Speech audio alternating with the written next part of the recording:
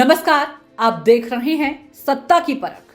BJP की केंद्र सरकार ने बहुजन समाज पार्टी के अध्यक्ष एवं पूर्व मुख्यमंत्री मायावती के भतीजे आकाश आनंद को वाई+ सुरक्षा प्रदान की है। आकाश आनंद को लोकसभा चुनाव से ठीक पहले वाई श्रेणी की सुरक्षा दिए जाने से हर कोई हतप्रभ है। राजनीतिक विश्लेषक यूपी में राज्यसभा चुनावों में बसपा विधायक उमाशंकर सिंह के द्वारा बीजेपी उम्मीदवार संजय सेठ को वोट दिए जाने का पुरस्कार मान रहे हैं।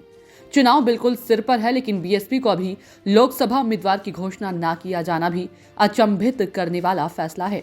इंडिया गठबंधन यूपी में अभी भी बीएसपी को गठबंधन का हिस्सा बनाने का इंतजार कर रहा है, लेकिन आकाश आनंद को वाई श्रेणी की सुरक्षा मिलने के बाद स्पष्ट है कि मायावती अकेले ही चुनाव लड़ेंगी। मायावती के भतीजे आकाश आनंद बसपा के नेशनल कोऑर्डिनेटर हैं और उनके पिता आनंद कुमार पार्टी के राष्ट्रीय उपाध्यक्ष भी हैं। आकाश आनंद को मायावती ने हाल ही में अपना राजनीतिक वारिस भी घोषित किया था।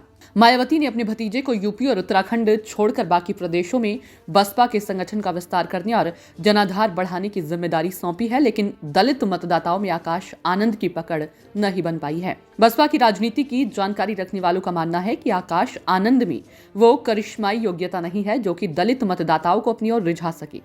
दूसरे बसपा सुप्रीमो की तरह काम करने की क्षमता भी उनमें नहीं है। केवल मायावती को आगे रखकर आकाश आनंद राजनीति कर रहे हैं। कई साल की राजनीति करने के बाद भी पार्टी कार्यकर्ताओं में अपना वो स्तर नहीं बना पाए हैं। साथ ही कार्यकर्ताओं से दूरी के चलते बहुजन समाज अभी तक आकाश आनंद को अपना नेता मानने को तैयार नहीं है। उधर बसपा सूत्रों के अनुसार बीएसपी के लोकसभा उम्मीदवारों की घोषणा करने की तैयारियां की जा रही है। पार्टी सूत्रों की माने तो मायावती के अकेले चुनाव लड़ने की घोषणा के बाद योग्य उम्मीदवारों ने पार्टी से किनारा कर लिया है। वेस्ट यूपी के प्रभारी शमसुद्दीन राइन की दलित विरोधी और धन उगाही के चलते लोकसभा उम्मीदवारों का टोटा दिखाई पड़ रहा है। पार्टी सूत्रों का दावा है कि शमसुद्दीन राइन बीएसपी में बीजेपी के एजेंट के रूप में कार्य कर रहा है, इसलिए वेस्ट यूपी की अधिकतर सीटों पर पार्टी के डमी उम्मीदवारों को उतारने की तैयारी में है। पार्टी सूत्रों की माने तो इस बार अपने संगठन के कुछ चेहरों को भी चुनाव मैदान में उतार सकती है। हालांकि अभी मायावती या आकाश आनंद का चुनाव लड़ने का कोई भी संकेत नहीं है।